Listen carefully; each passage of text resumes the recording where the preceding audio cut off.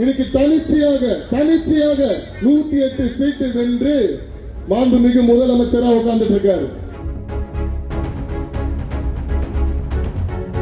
இன்னைக்கு தனிச்சையாக 108 சீட்டு வென்று மாண்புமிகு முதலமைச்சரா உட்கார்ந்துட்டு இருக்காரு.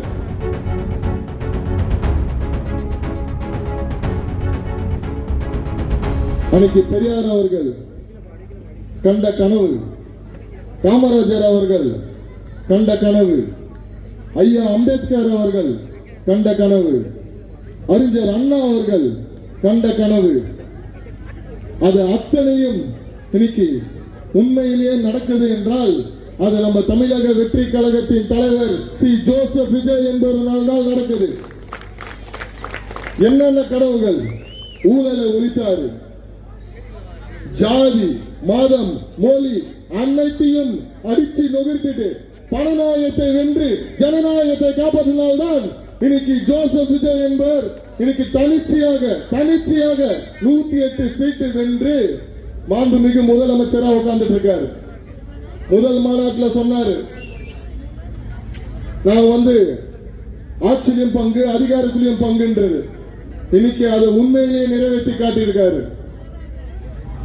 இன்னைக்கு பல வருஷமாக கனவு காண்டுட்டு இருந்தாங்க, எங்களுக்கு இந்த மாதிரியான ஒரு அமைச்சர் வாய்ப்பு கிடைக்குமா அப்படின்றது.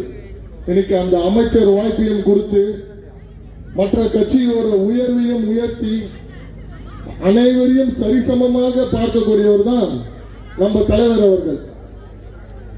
அது மட்டும் கிடையாது, அன்னைக்கு புரட்சி தலைவர் எம்ஜிஆர் அவர்கள் ஒரு மாபெரும் மனிதன். அவர் அன்னைக்கு ஆழ்ந்த விதத்தை பார்த்துதான் இவரெல்லாம் அடுத்த எம்ஜிஆர் ஆயிட முடியுமா? அவர் காங்கிரஸ்ல இருந்தாரு, திமுக இருந்தாரு, அப்புறம் அண்ணா திராவிட முன்னேற்ற கழகம் ஆரம்பிச்சு அதெல்லாம் வந்தாரு. அதனாலதான் அவர் அன்னைக்கு முதலமைச்சர் ஆனாரு.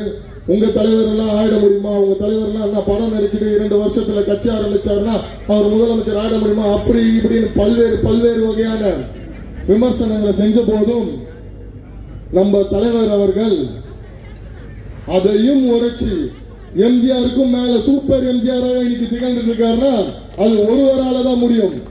அது நம்ம தலைவர் அவர்கள் மட்டும்தான்.